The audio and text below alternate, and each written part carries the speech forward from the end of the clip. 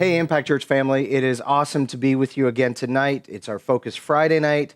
And I want to spend this entire time for the next couple of minutes focused in on the situations that we're seeing over the last 2 weeks. In particular, the situations we're finding ourselves in, not only obviously close to home in Toronto, but most especially in the United States and in Minnesota, in the absolute senseless death of George Floyd. When everything first happened last Monday night, I actually didn't read about it or hear about it until Tuesday morning. And for the next couple of days, I was angry. I don't even know how else to say it. I was angry. I was saddened. I was heartbroken. I was absolutely heartbroken at the state of humanity and of how far we have gone downhill in a matter of moments. And then some people would argue we haven't really gone downhill. It's always been like this. And I think the overwhelming thought I had coming out of last week was our culture, our world is broken. It is deeply broken. At the foundation of humanity, it is deeply broken. And as I was pondering it, I began to think very personally about how I need to respond and how I need to think and some of the thoughts that were going through my mind. And I landed on 3 very simple thoughts that I really felt like personally God was asking me to grow in. And maybe this will help you, I don't know, but I just wanted to share it from my own perspective. I felt like he was inviting me to, first and foremost, listen more. Listen to those around me. Listen to those that have gone through situations that I've never gone through. And maybe I can't relate to, but I need to listen. The second thing is I need to learn. I need to learn more. I need to educate myself and understand what's gone on, not just in the last couple of weeks, but for the last number of years and the last centuries, even the full history of our country in particular, to see even some of the ways that the indigenous community has been treated in the last 150 years and beyond. It's got me thinking about not just listening more, but learning more.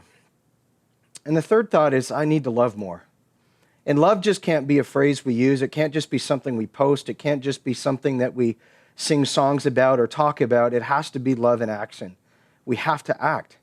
We have to do something about it. It's not okay to just stand there, post something on Instagram or post something on Facebook, and then have it not gain traction in the way that you live, act, speak, converse, you name it.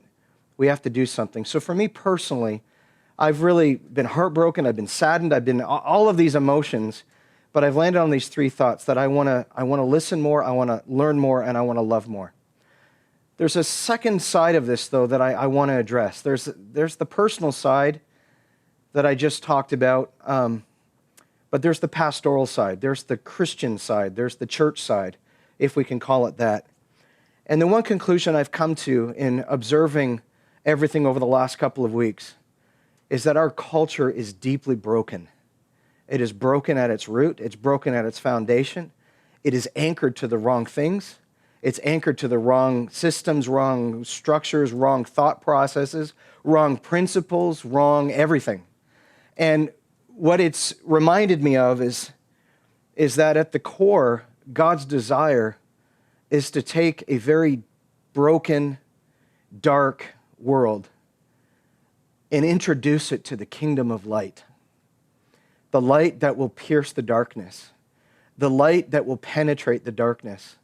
The light that will bring healing to those dark places, not only in our own individual lives and minds, but in our culture as a whole.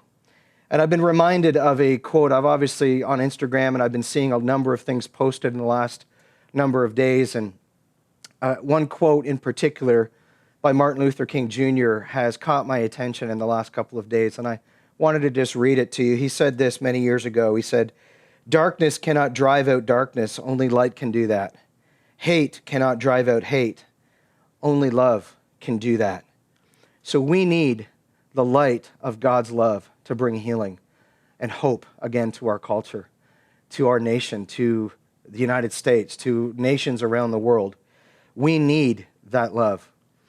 I'm in the midst of taking some Bible college courses and just continuing to upgrade my education. And I did a lecture this week, interestingly enough, on the book of Acts.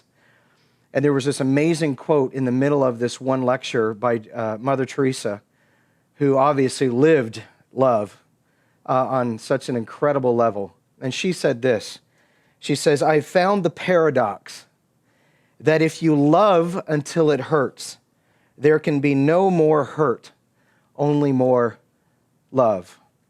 And I'm thinking to myself, this is exactly where God's asking us as the church, the body of Christ, to be. We need to love so much that it hurts, so that it goes past the hurt, so that the only thing people see, experience, and feel is the love of Jesus incarnate right in front of them, penetrating to their heart and their mind. Why is this important? Because as I've been pondering this entire thought, I keep coming to the same conclusion. There is no government regulation that will transform a heart. There is no amount of education, even though it's good, that will transform a heart. There is no amount of anything that this world has to offer that will transform a heart. The only love that can transform a heart is Jesus Christ, the great physician, the one that understands how to bring healing and hope to darkness, to despair, to frustration, to anger, and to a place of utter darkness. Jesus Christ is the hope of the world. Jesus Christ is the hope for this situation. No one else is. We should talk, yes. We should educate, yes. We should listen, yes. Should government make different laws and regulations in order to bring justice to this situation? Absolutely, 100%. But a rule or a regulation will not change or transform a heart. How do I know? Take it from somebody that for the first 22 years of my life, I lived under religion, the laws, the do's, the don'ts. Do this, don't do this. But you know what? It didn't produce a heart change. It just produced outward obedience. That's all it did. But when I understand for the first time in my life at the age of 22, the love of God for me personally, I understood relationship. I understand that it's in that loving relationship that all of those misunderstandings, all of those hurts, all of those regrets, all of those decisions, all the things that we've done to hurt one another comes into the light of God's love and has an opportunity to be healed, to be forgiven, to be made whole. Our monthly prayer focus this month is Arise. And I've absolutely gone back and forth. How can we as a church respond to this whole crisis? Because it is a crisis, church. And I've realized that Jesus implanted in every church and in every believer something in 2 Corinthians chapter 5 that is called the ministry of reconciliation. It has been implanted in our hearts. The moment we come to Christ, there's something inside of us that wants to reconcile, that wants to restore, that wants to forgive, because we understand what it means to be forgiven. Church, this is the time that the forgiving, loving, gracious, merciful, justice, truth, holy church of God rises up and is a voice in the midst of darkness. I want you to understand two things. To be a voice means that we're not silent. Silence is not an option. To be a voice means we're not an echo. It means we're not repeating something that has gone by in generations past, things that we've learned or picked up on. No, we need to be a voice. In other words, we need to hear what God is saying in this day. And we need to be a voice for what He is saying, not what we feel, not what anyone else thinks, but what He thinks about the situation. And I want to tell you what He thinks. He loves everybody. He loves people so much that He sent His only Son to die for them. He sent His Son to die not only for George Floyd, He sent His Son, even, shockingly enough, to die for the police officer who murdered him. He died for both.